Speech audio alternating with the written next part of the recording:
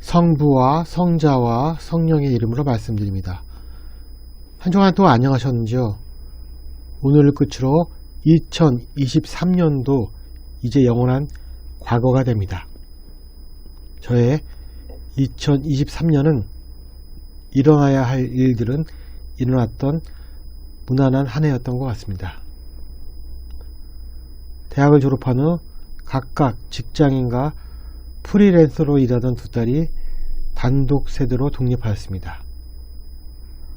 매일 보다가 가끔씩 보는 것도 쏠쏠한 재미가 있는 것 같습니다.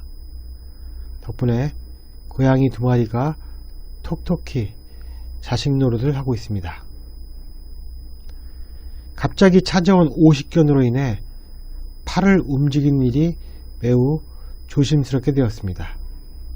언제 어떻게 닥칠지 모르는 통증으로 인해 본의 아니게 왼쪽 팔을 애지중지 다루고 있습니다.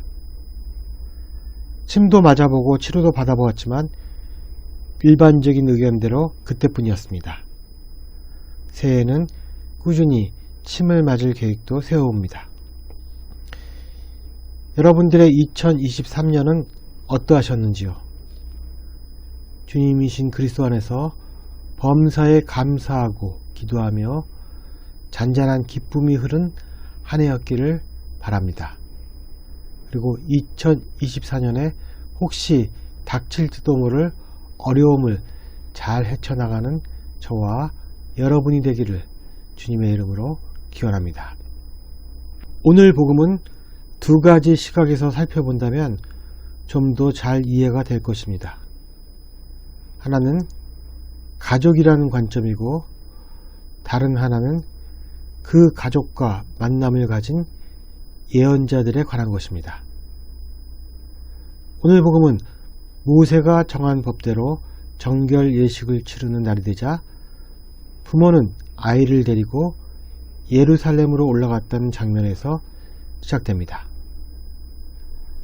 모세의 율법에 따르면 특히 맏아들이 태어난 후에는 산모의 정결 기간이 있었습니다.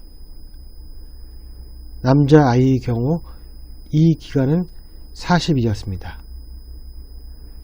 태어난 지 8일째 되는 날 할례를 받고 정결 예식은 33일 후에 이루어집니다.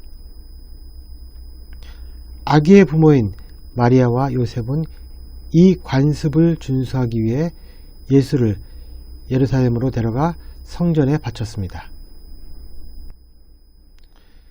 예수님은 하나님과 같으신 분으로 죄 없이 태어나신 분이라 할례와 정결 예식을 받으실 필요가 없었지만 다른 이스라엘 사람들처럼 기존 율법을 준수하겠다는 의지를 담아 예수님을 대신하여 부모인 마리아와 요셉이 집행한 것입니다.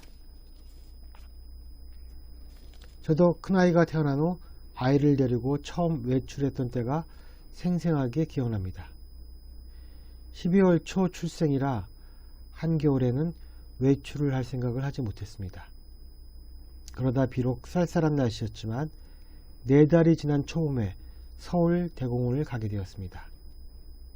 아마도 이 정결 예식 참석은 세 사람이 가족이 된 후 처음으로 행했던 공식적인 나들이였을 것입니다.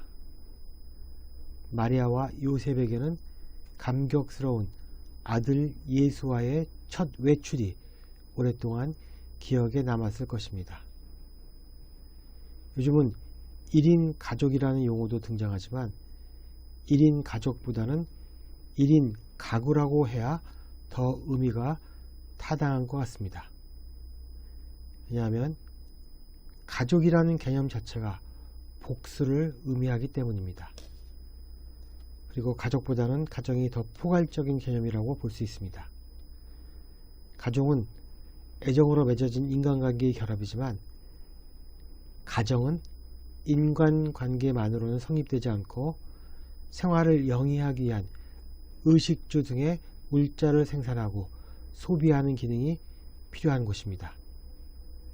즉 가정생활은 가족 간의 애정의 결합이 아무리 긴밀하다 하더라도 의식주 등의 물적 내용이 채워지지 않으면 성립될 수 없다는 것입니다.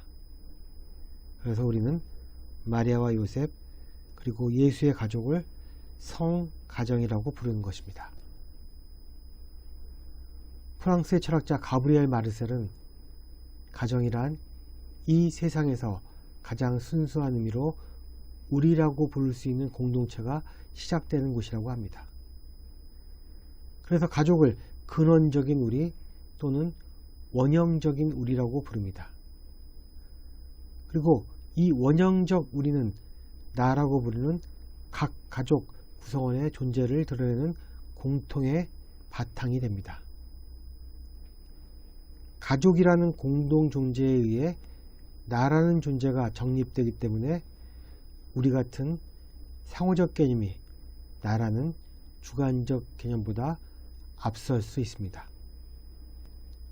이처럼 가족은 가족에게 닥치는 고통과 불행, 기쁨과 행복을 같이 나누는 존재이면서 또한 서로를 비춰주는 거울의 역할을 하는 곳이기도 합니다.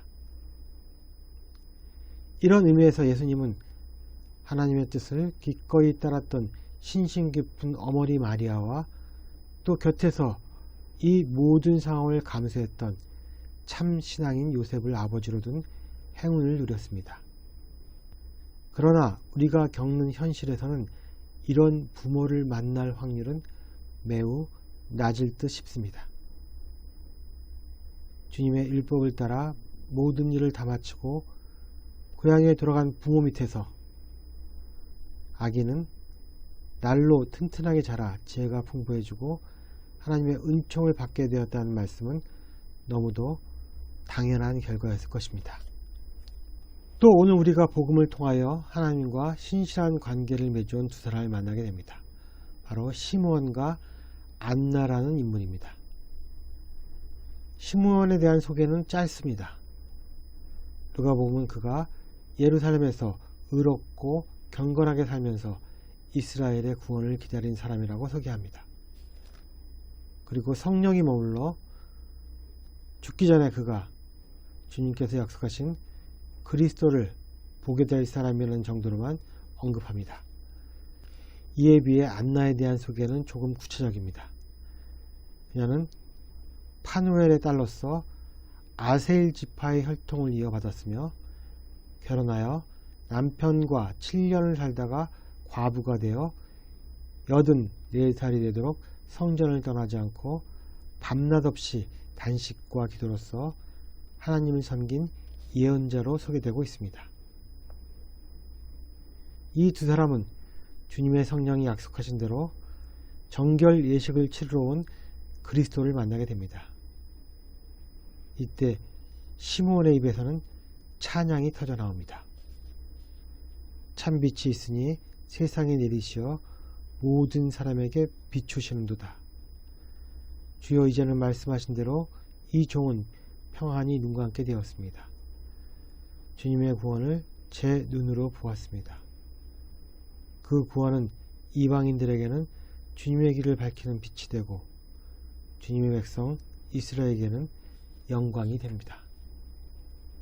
아마도 이 찬양은 스스로 지어낸 것이 아니라 성령의 인도하심에 의해 나왔을 것입니다. 그러지 않고서는 빛으로 오신 구원자 예수 그리스도의 정체를 이렇게 정확하게 표현할 수 없기 때문입니다. 시므온은 찬양뿐만 아니라 염려의 말도 마리아에게 전합니다. 이야기는 수많은 이스라엘 백성을 넘어뜨기도 하고 일으키기도 할 것입니다. 이야기는 많은 사람들의 반대를 받는 표적이 되어 당신의 마음은 예리한 칼에 찔리듯 아플 것입니다. 그러나 그 반대자들의 숨은 생각을 드러나게 할 것입니다. 하나님의 아들이지만 동시에 자신의 육체로부터 탄생한 친아들이 겪어야 할 삶에 대한 이야기를 미리 들을 때 어머니의 마음은 어땠을까요? 안나가 그리스도를 보고 무슨 말을 했는지에 대해 자세히 기록하지는 않았습니다. 다만 예루살렘이 구원될 날을 기다리던 모든 사람에게 이 아기의 이야기를 전했다는 말만 나옵니다. 복음에서는 만남에 관한 이야기가 자주 등장합니다.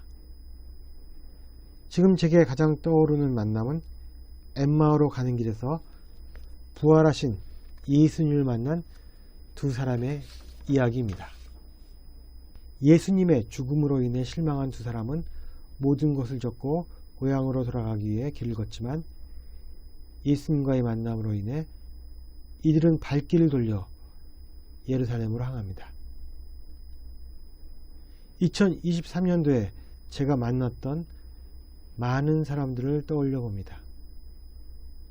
그렇게 만나게 되기까지는 보이지 않는 하나님의 손길이 작용했겠지만 제 자신 스스로가 과연 그리스도인다운 아우라를 전했는지에 대한 확신은 잘 서지 않습니다.